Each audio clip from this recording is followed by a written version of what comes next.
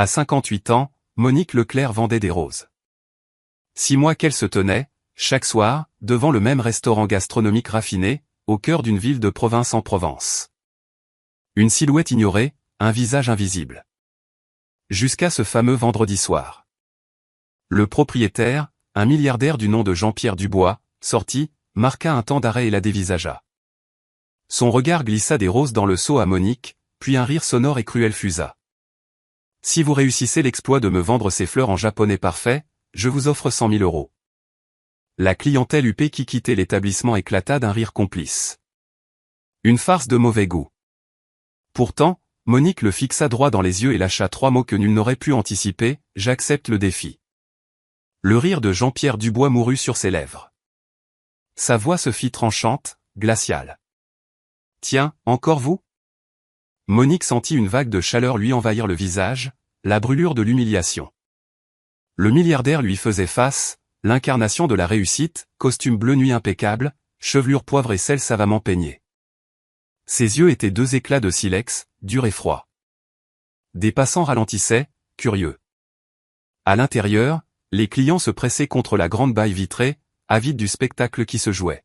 « Monsieur, je ne fais que mon travail. » Sa voix n'était qu'un souffle. « Votre travail ?» ricana Jean-Pierre. Il pivota vers son public improvisé. « Vous entendez ça ? Elle prétend travailler en restant plantée là, sur mon seuil, à importuner ma clientèle avec son air misérable. » Juste à ce moment, un groupe d'hommes d'affaires japonais, visiblement des associés importants, franchit la porte en riant. Le visage de Jean-Pierre s'éclaira. Rien ne lui plaisait plus qu'une audience. « Tenez, j'ai une idée. » clama-t-il, sa voix portant dans la rue. Son index se tendit vers les roses de Monique. « Je vous propose un pari. » Monique cligna des paupières, déconcertée. Son cœur, déjà emballé, martela sa poitrine. « Oui, un pari. » Jean-Pierre croisa les bras, un sourire suffisant étirant ses lèvres. Il jeta un regard à ses associés japonais, qui observaient maintenant la scène avec une attention soutenue. « Si vous me convainquez d'acheter vos roses en japonais, un japonais parfait, je vous donne 100 000 euros. » Un silence pesant s'installa. 100 000 euros. Le sol parut se dérober sous les pieds de Monique. Une somme pareille représentait plus de 10 années de sa vie de labeur. C'était le gouffre entre une existence de privation et la simple possibilité de vivre décemment. Mais Jean-Pierre n'attendait aucune réponse. Il savourait déjà sa défaite, son humiliation publique. Il s'attendait à ce qu'elle courbe l'échine et disparaisse. C'était impensable. Une marchande de fleurs maîtrisant le japonais ? L'idée seule était risible. Il jubilait. Ses associés arboraient des sourires gênés. Un japonais parfait, j'insiste, répéta-t-il avec emphase. Vocabulaire choisi, prononciation irréprochable. Il se tourna vers ses invités. Messieurs, vous serez juges. Voyons si cette brave femme peut aligner 3 mots. Les rires redoublèrent. Une cliente murmura à son ami, c'est d'une méchanceté. Le portier du restaurant regardait Monique avec compassion. Le chauffeur d'un des hommes d'affaires secouait la tête, mal à l'aise. Tout en Monique lui criait de fuir. De préserver le peu de fierté qui lui restait et de s'évanouir dans l'ombre. Mais le visage de sa petite fille, Chloé Leclerc, s'imposa à elle. 12 ans. Elles vivaient toutes les deux dans un appartement exigu d'un quartier populaire. Cette petite qui portait un uniforme reprisé, qui mangeait des coquillettes au dîner sans jamais une plainte. 100 000 euros, c'était la promesse d'un avenir pour elle. Monique redressa la tête. Les battements de son cœur résonnaient dans ses tempes. Elle planta son regard dans celui, glacial, de Jean-Pierre Dubois. J'accepte le défi. Les rires cessèrent net. Jean-Pierre parut décontenancé. Il avait tout envisagé, sauf cette réponse. Les hommes d'affaires japonais échangèrent des regards étonnés. L'un d'eux, plus âgé et portant des lunettes, semblait intrigué. Une femme vêtue de rouge souffla, incroyable, elle a accepté. Vous acceptez ? Répéta Jean-Pierre, son arrogance reprenant le dessus pour masquer sa surprise. Vous parlez japonais, peut-être ? Une marchande de roses ? J'accepte le défi, affirma Monique, sa voix gagnant en assurance. Dans une semaine. Je serai ici dans une semaine, à cette même heure, et je vendrai mes roses à monsieur en japonais parfait. La foule de curieux s'était épaissie. On sortait les téléphones pour immortaliser la scène. Jean-Pierre, voyant cela, sembla encore plus ravi de la situation. Dans une semaine. S'écria-t-il en applaudissant. Cette femme a une semaine pour apprendre le japonais. Ce sera l'événement de l'année. Il se tourna vers ses invités. Messieurs, réservez votre soirée. Le spectacle sera mémorable. Les hommes d'affaires rirent, à l'exception d'un seul. L'homme plus âgé aux lunettes rondes, qui continuait d'observer Monique avec une curiosité pénétrante, comme s'il percevait une vérité invisible aux autres. Moro-san, glissa-t-il en japonais à son voisin, n'est-ce pas curieux? Pourquoi accepterait-elle un tel pari si elle était totalement ignorante? L'autre haussa les épaules. Le désespoir, sans doute. Ces gens sont capables de tout pour l'argent. Monique entendit chaque syllabe, mais son expression ne trahit rien. Elle serra son seau contre elle et s'éloigna. Ses jambes flageolaient alors qu'elle marchait sur le trottoir, s'éloignant du restaurant. Dans son dos, les rires et les commentaires fusaient, écho d'une humiliation publique. Mais le pacte était scellé. Impossible de reculer. Jean-Pierre Dubois rentra dans son établissement, hilar, partageant sa bonne blague avec ses convives. Pour lui, l'incident était déjà classé, une simple diversion, une histoire à raconter. Il se fit apporter une bouteille de vin grand cru pour fêter ça. 20 minutes plus tard, il avait oublié jusqu'au visage de Monique. Il ignorait qu'il venait de poser un acte qui scellerait son propre destin. Monique parcourut 3 pâtés de maison avant de s'arrêter, à bout de force. Ses jambes refusèrent de la porter plus loin et elle s'affaissa sur le banc d'un arrêt de bus, son seau à ses pieds. Un tremblement incontrôlable s'empara de ses mains. Que avait-elle fait? Quelle démence l'avait prise? Une larme, puis 2, s'échappèrent de ses yeux. Elle les balaya d'un revers de main rageur. Pas question de pleurer. Pas maintenant. Elle disposait d'une semaine. 7 jours pour réaliser l'impossible. 7 jours pour réécrire le cours de sa vie et de celle de Chloé. Elle sortit son vieux mobile de sa poche. Il sonna 3 fois. Mamie? La voix fraîche de Chloé. Tu ne rentres pas tard? Monique inspira profondément, cherchant à stabiliser sa voix. Chloé, ma chérie, mamie aura un peu de retard ce soir. Mais à mon retour, il faut qu'on ait une discussion. J'ai une chose incroyable à te dire. Ça va, mamie? Ta voix est étrange. Tout va bien, mon trésor. Tout va changer. Je t'aime. Moi aussi, je t'aime, mamie. Monique raccrocha. Son regard se posa sur les roses dans le seau. D'un rouge profond, parfaite, leur parfum délicat montant vers elle. Dans une semaine, elle serait de retour devant ce restaurant, face à Jean-Pierre Dubois et sa cour, et elle accomplirait l'inattendu. Elle se leva, les épaules droites, et reprit sa marche en direction du métro. Chaque pas était une épreuve, mais elle avançait. Car Monique portait un secret. Un secret enfoui depuis 15 ans, scellé au fond de son être, une plaie jamais refermée. Et dans une semaine, Jean-Pierre Dubois apprendrait à ses dépens qu'il n'aurait jamais dû sous-estimer la femme invisible qui vendait des roses à sa porte. Il était 23 heures quand Monique poussa la porte de son appartement. Un 2 pièces exigu dans un quartier populaire, aux murs lépreux et imprégné d'une odeur d'humidité, mais c'était leur refuge. Chloé n'était pas couchée. Assise à la petite table en formica du salon, elle terminait ses leçons. L'enfant leva la tête, un sourire éclairant son visage. Mamie. Je croyais que tu rentrerais plus tard. Monique referma la porte et s'adossa contre, le souffle court. Ses jambes la trahissaient. Le seau de rose lui échappa et heurta le carrelage. Chloé sursauta, inquiète. Mamie, qu'est-ce qui se passe? Chloé. Monique reprit son souffle. Viens t'asseoir avec moi. Elles s'installèrent sur le vieux canapé élimé. Monique prit les mains de sa petite fille. 12 ans, de grands yeux vifs, une masse de cheveux frisés domptés en un chignon. Une intelligence précoce brillait dans son regard. Il s'est passé quelque chose, ce soir, commença Monique, sa voix encore mal assurée. Le patron du restaurant, cet homme qui ne me voit jamais. Il m'a mise au défi. Au défi? De quoi? Il a dit que si je lui vendais mes roses en japonais parfait, il me donnerait 100 000 euros. Les yeux de Chloé s'arrondirent. 100 000 euros? Oui, 100 000. La fillette garda le silence, digérant l'information. Puis elle fronça les sourcils.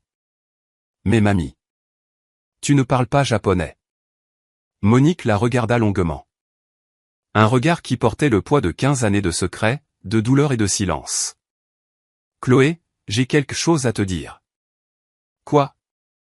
Monique se leva, alla jusqu'à la vieille armoire de sa chambre et en ouvrit le tiroir inférieur. Sous une pile de draps usés, elle extirpa une boîte à chaussures couverte de poussière. Elle revint s'asseoir près de Chloé. Avant ta naissance, bien avant que ta mère ne parte, ma vie était très différente. Chloé dévisageait la boîte. Qu'est-ce qu'il y a dedans? Mon passé. Monique souleva le couvercle avec précaution. L'intérieur révélait de vieux cahiers, des feuilles jaunies par le temps, des diplômes, et une photographie délavée. J'ai travaillé 15 ans au consulat du Japon. J'ai débuté en nettoyant les sanitaires, puis les couloirs, et enfin les bureaux. Au consulat du Japon? Chloé s'empara d'un des diplômes, ses yeux déchiffrant les inscriptions. Certificat de langue japonaise, niveau débutant. Certificat de langue japonaise, niveau intermédiaire. Certificat de langue japonaise, niveau avancé. Elle releva la tête, un air de stupéfaction sur le visage. Tu parles japonais? Je parlais, rectifia Monique d'une voix sourde. Cela fait 15 ans que je n'ai pas prononcé un mot. Mais pourquoi?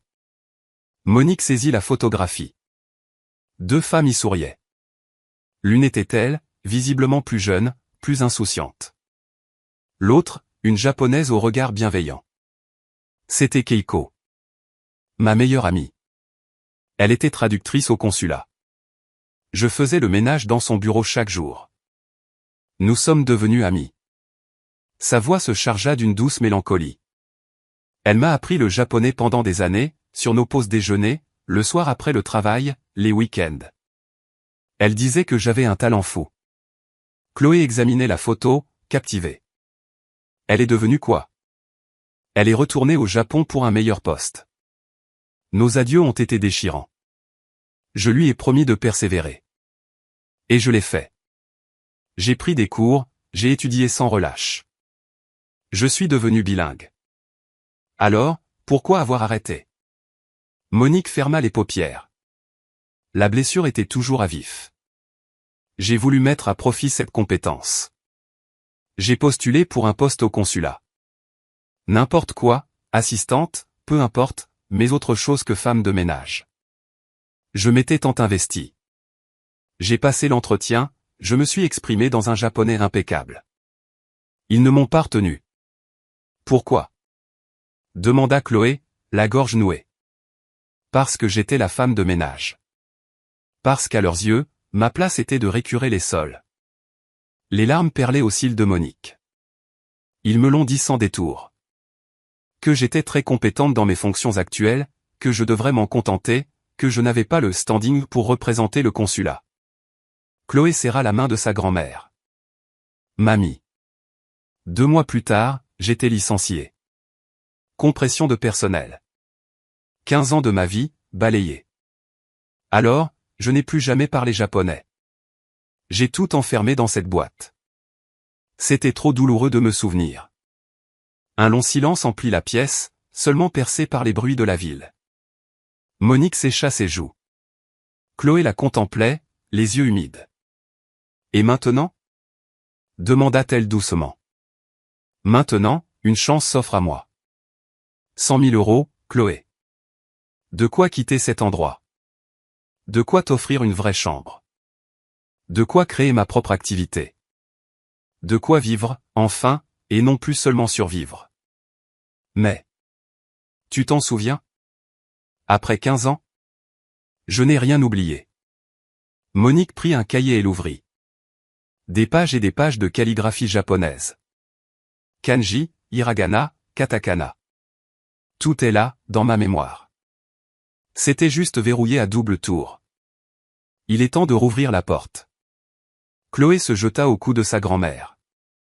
Alors on va l'ouvrir ensemble, mamie. Pour la première fois de la soirée, les lèvres de Monique s'étirèrent en un sourire. Ensemble. Le défi, c'est pour quand? Dans une semaine. Vendredi prochain, même heure. On a donc 7 jours. Chloé se redressa, une lueur de détermination dans le regard. On va s'entraîner. Je vais t'aider. On va lui montrer, à cet homme, qu'il a fait la plus grosse erreur de sa vie. Monique admira sa petite fille. 12 ans, et une telle force, une telle confiance. Il s'est moqué de moi devant tout le monde, Chloé. Il m'a humilié. Alors on va lui rendre la monnaie de sa pièce. Mais avec classe. L'enfant s'empara des cahiers. Apprends-moi des mots. Comment dit-on rose en japonais? Monique sourit. Elle prit un cahier, l'ouvrit à une page précisée, pour la première fois en 15 longues années, elle prononça un mot japonais. Bara, dit-elle, sa voix douce et claire. Rose se dit Bara. Chloé répéta, Bara. C'est exact, mon trésor. Elles veillèrent toute la nuit, grand-mère et petite-fille, plongées dans les vieux cahiers, exhumant des mots oubliés, élaborant un argumentaire. Monique sentait sa langue engourdie, les mots hésitants. Mais tout était là, intact, préservé. Et au fil des heures, à mesure que les mots lui revenaient, Monique sentit renaître en elle un sentiment qu'elle croyait mort depuis longtemps, l'espoir. Jean-Pierre Dubois l'ignorait, mais son pari cruel n'avait pas simplement humilié une vendeuse de roses. Il avait réveillé une force endormie, une force puissante.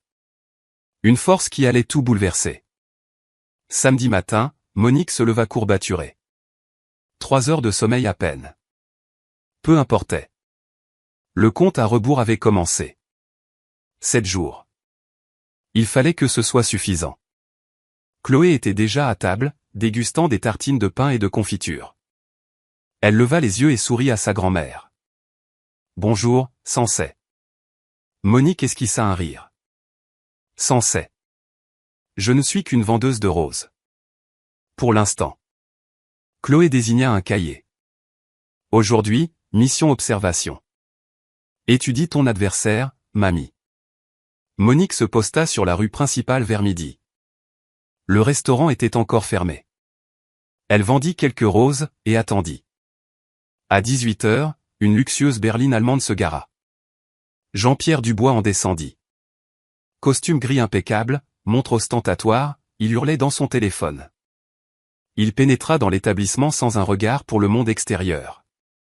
Une jeune serveuse arriva en courant, visiblement en retard.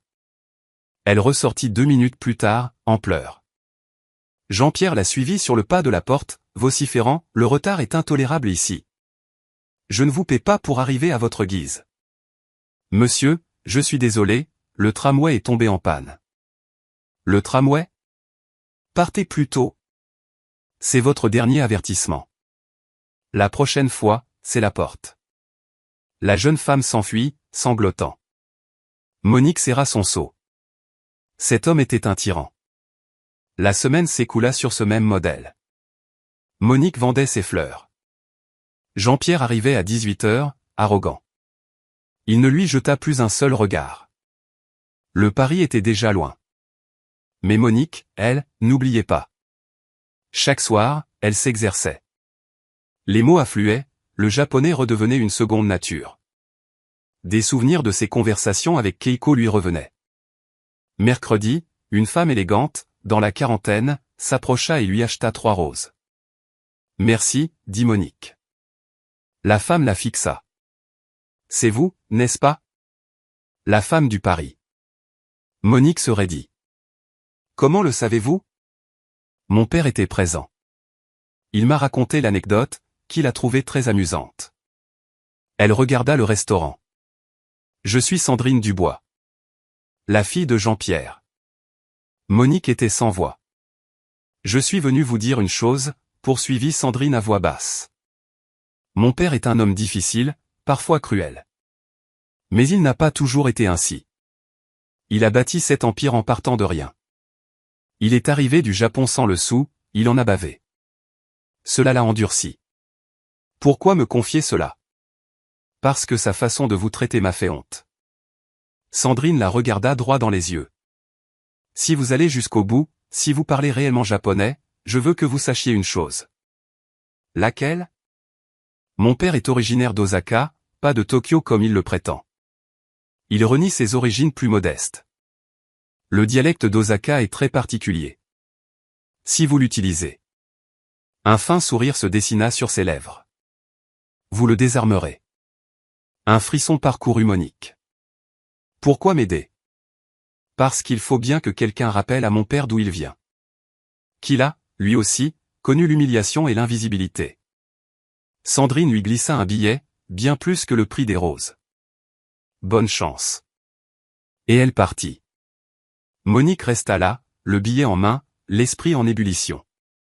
Osaka. Le dialecte d'Osaka. Elle s'en souvenait. Keiko le lui avait enseigné. C'était une arme inattendue. Elle rentra précipitamment, raconta tout à Chloé. Elles se replongèrent dans les cahiers, à la recherche des leçons sur les dialectes. C'était bien là. Le Osaka Ben. Ses particularités, ses tournures. Monique relut, réapprit. On va modifier le discours, annonça-t-elle. Juste une touche de Osaka Ben au début. Assez pour qu'ils reconnaissent. Tu penses que tu peux le faire, mamie? Je le dois. Jeudi, veille du grand jour. Monique ne sortit pas. Elle resta chez elle, répétant sans cesse. Le discours était désormais une mélodie. Fluide, puissant, chargé d'émotion.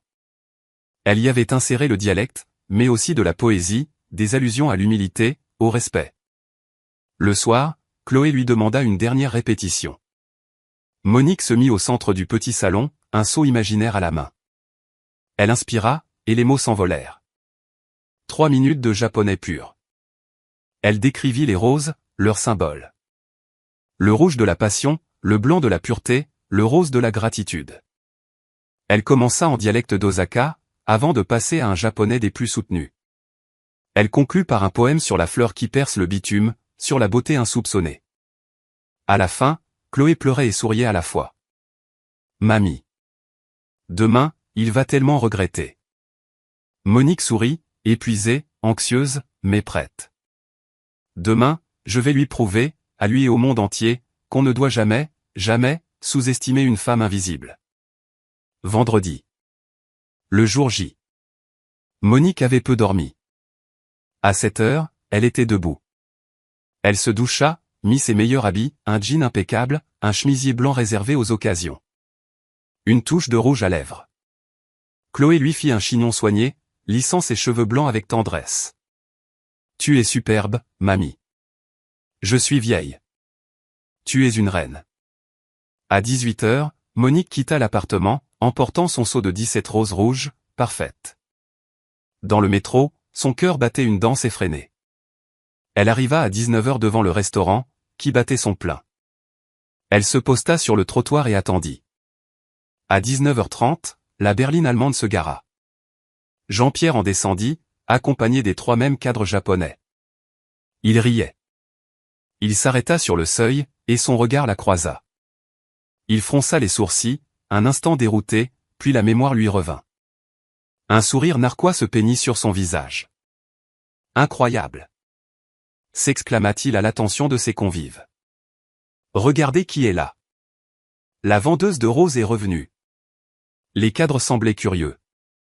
Le plus âgé, celui aux lunettes, eut un léger sourire, comme s'il s'y attendait. Jean-Pierre s'avança vers Monique. Alors? Ce japonais parfait, on y est? Une semaine d'études intensives? Monique ne dit rien, le fixant avec une calme détermination. Il rit. Le chat a mangé sa langue, on dirait. Alors, Monique fit un pas en avant et déclara « Je suis prête ». Jean-Pierre se tourna vers les cadres. « Messieurs, le rideau va se lever. » Il applaudit pour attirer l'attention générale. Clients et employés se tournèrent vers eux. Les smartphones étaient de sortie.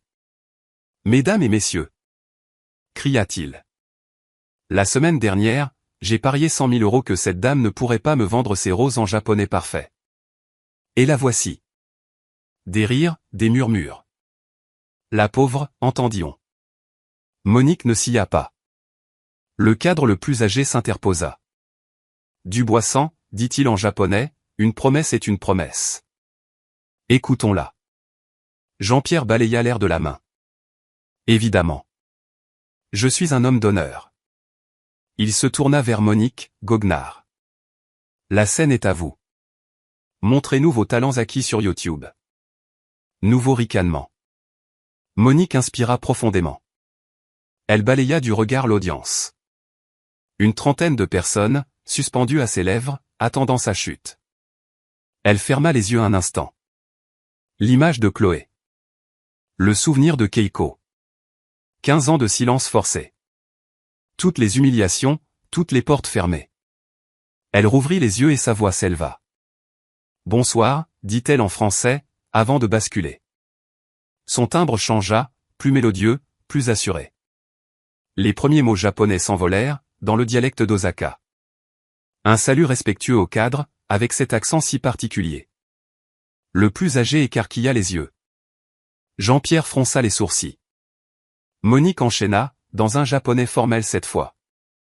Elle prit une rose rouge et se lança dans une description poétique. Elle parla de sa symbolique dans la culture nippone, la passion, le respect. Sa prononciation était d'une pureté absolue. Le silence était total. Plus un rire. Les téléphones filmaient maintenant avec une attention religieuse. Tous la regardaient, stupéfaits. Jean-Pierre était blême, les yeux exorbités. Ce n'était pas possible. Monique prit une rose blanche. Elle parla de pureté, de renouveau, de la beauté qui naît de l'adversité. Elle cita de la poésie classique japonaise, des vers enseignés par Keiko. Les cadres japonais étaient subjugués. Le plus âgé avait les yeux humides. Il buvait ses paroles. Elle prit une dernière rose, rose pâle. Elle fixa Jean-Pierre et parla de gratitude. D'humilité. Du devoir de mémoire de ses origines. Du respect dû à chaque être humain. Elle conclut par un haïku sur la fleur qui triomphe du béton, sur la force tranquille. Quand elle se tut, le silence fut assourdissant. Une éternité de 30 secondes. Puis, le cadre le plus âgé se mit à applaudir. Vigoureusement, avec une émotion palpable. Les autres suivirent, puis les clients. Bientôt, ce fut une ovation générale. On criait « Bravo ». Des larmes coulaient sur les joues de Monique. Des larmes de triomphe. Jean-Pierre était pétrifié, blanc comme un spectre. Ses mains tremblaient. Un employé lui toucha le bras, « Monsieur ». Le cadre s'approcha de Monique et s'inclina bas. « Madame, dit-il en japonais, je n'ai jamais entendu de description plus sublime. Votre maîtrise de la langue, de la culture, est exceptionnelle. » Il se tourna vers Jean-Pierre.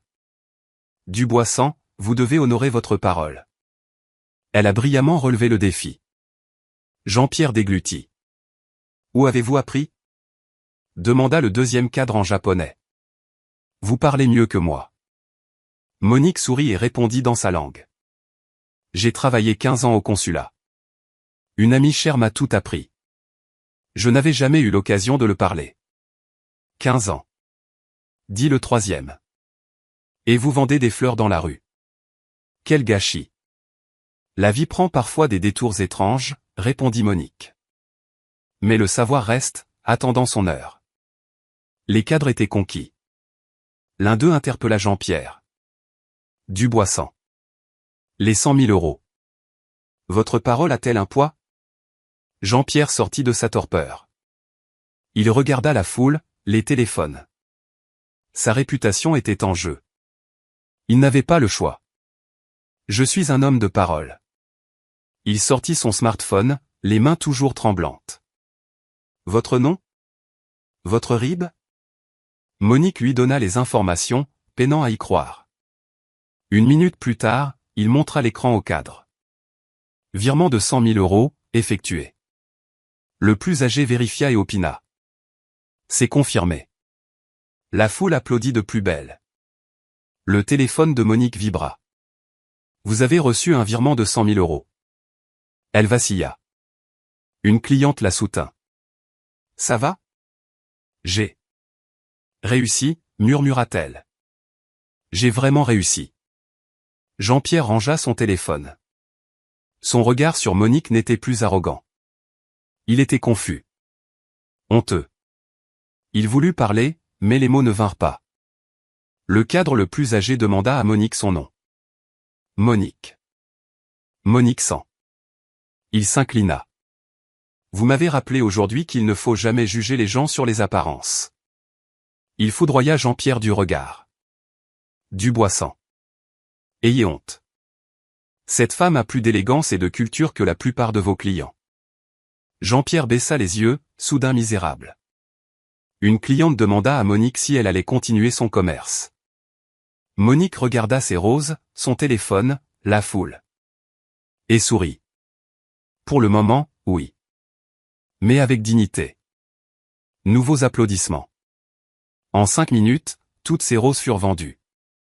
Les gens la couvraient de pourboires, voulaient une photo. Jean-Pierre assistait à la scène, immobile, anéanti. Il venait de perdre 100 000 euros, mais surtout, le respect. Et il venait de découvrir que la femme qu'il méprisait était un trésor caché. Monique prit congé, remercia tout le monde, et s'éloigna, emportant sa victoire, sa revanche, et les 100 000 euros qui allaient tout changer. Mais elle sentait que l'histoire ne s'arrêtait pas là. Elle arriva chez elle à 22 heures. Chloé l'attendait. Alors ? Monique ne put que lui montrer l'écran du téléphone. 100 000 euros. Chloé poussa un cri strident, sauta au cou de sa grand-mère. Mamie. Tu l'as fait. Tu l'as fait. Elles tombèrent sur le canapé, entre rire et larmes. 15 ans de souffrance, vengés en un instant. Raconte-moi tout. Monique obtempéra, décrivant chaque détail. Le silence, l'émotion des cadres, la pâleur de Jean-Pierre, l'ovation. Chloé écoutait, fascinée. Il doit se sentir minable, conclut-elle. Il l'était. Tu aurais dû voir son visage. C'est bien fait pour lui. Chloé la serra de nouveau. Mamie, tu es une super-héroïne. Tu l'as toujours été. C'est juste que maintenant, les autres le savent aussi. Elles passèrent la nuit à rêver à leur nouvelle vie. 100 000 euros. Un nouveau départ. Pendant ce temps, à l'autre bout de la ville, Jean-Pierre Dubois était seul dans son bureau sombre, un verre de whisky à la main. Le téléphone sonna. C'était Sandrine. Papa ? J'ai vu. C'est partout sur Internet. Plus de 100 000 vues. Il ferma les yeux. Je sais. Tu as voulu l'humilier, et c'est elle qui t'a anéanti. Sandrine. Je ne savais pas. Tu ne savais pas qu'elle était un être humain, avec une histoire, une dignité ? Papa, quand es-tu devenu cet homme ? Silence. Tu n'étais pas comme ça, reprit Sandrine, plus doucement. Quand j'étais enfant, tu te souviens de notre arrivée en France ? De notre minuscule appartement dans ce quartier populaire ? Tu as fait la plonge, tu as été maçon. Je me souviens. On t'a exploité, on t'a humilié parce que tu étais un immigré. Tu as souffert, papa. Comment peux-tu infliger la même chose aux autres ? Il n'avait pas de réponse. Son regard tomba sur une vieille photo de lui, jeune et souriant, avec sa femme et Sandrine bébé. Que me suis-je fait ? Murmura-t-il. Tu as oublié d'où tu viens. L'argent t'a fait croire que tu étais supérieur. Cette femme, Monique, t'a donné une leçon. J'espère que tu sauras en tirer les conséquences. Elle raccrocha. Jean-Pierre resta seul, écrasé par la honte. Les mots de Monique sur l'humilité, le respect, ses origines. C'était à lui qu'elle s'adressait. Il chercha les vidéos sur son téléphone. Il se vit, arrogant, puis défait. Il lut les commentaires assassins. Il finit son verre et, pour la première fois depuis des lustres, il se sentit misérable. Non pour l'argent perdu, mais pour l'homme qu'il était devenu. Samedi matin, Monique se réveilla, encore incrédule. L'argent était bien là. Chloé lui montra son téléphone. Mamie, tu es une star du web. Des milliers de vues, de commentaires élogieux. Le téléphone sonna. Numéro masqué. Allô, Monique Leclerc? Camille Bernard, journaliste. J'ai vu les vidéos. Je voudrais raconter votre histoire. Une interview? Votre histoire inspire des milliers de gens. Monique regarda Chloé, qui hochait la tête avec vigueur. D'accord. Lundi, Monique raconta son histoire à la journaliste émue. Il s'agit de dignité, dit Monique, de ne plus être invisible. L'article fit la une du journal local. Les radios, les télés s'emparèrent de l'histoire. Jeudi, l'interphone sonna. Allô? Monique Sans? C'est Moreau. L'un des cadres. Il monta et, dans le petit salon, lui fit une proposition. Je dirige une société d'import-export avec le Japon. Nous cherchons une consultante culturelle. Une personne qui maîtrise la langue et les codes, qui a de la sensibilité. Vous me proposez un travail? Un excellent salaire, des avantages.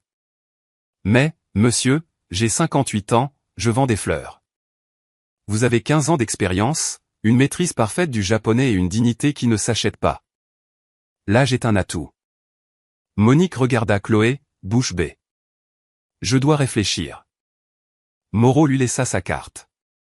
Mamie. S'écria Chloé dès la porte refermée. Tu dois dire oui. C'est la chance de ta vie. Monique sourit, émue. En une semaine, tout avait changé. 2 semaines plus tard, elle acceptait le poste. Le bureau était dans un quartier d'affaires chic. Ses nouveaux collègues l'applaudirent. Elle et Chloé emménagèrent dans un bel appartement d'un quartier résidentiel.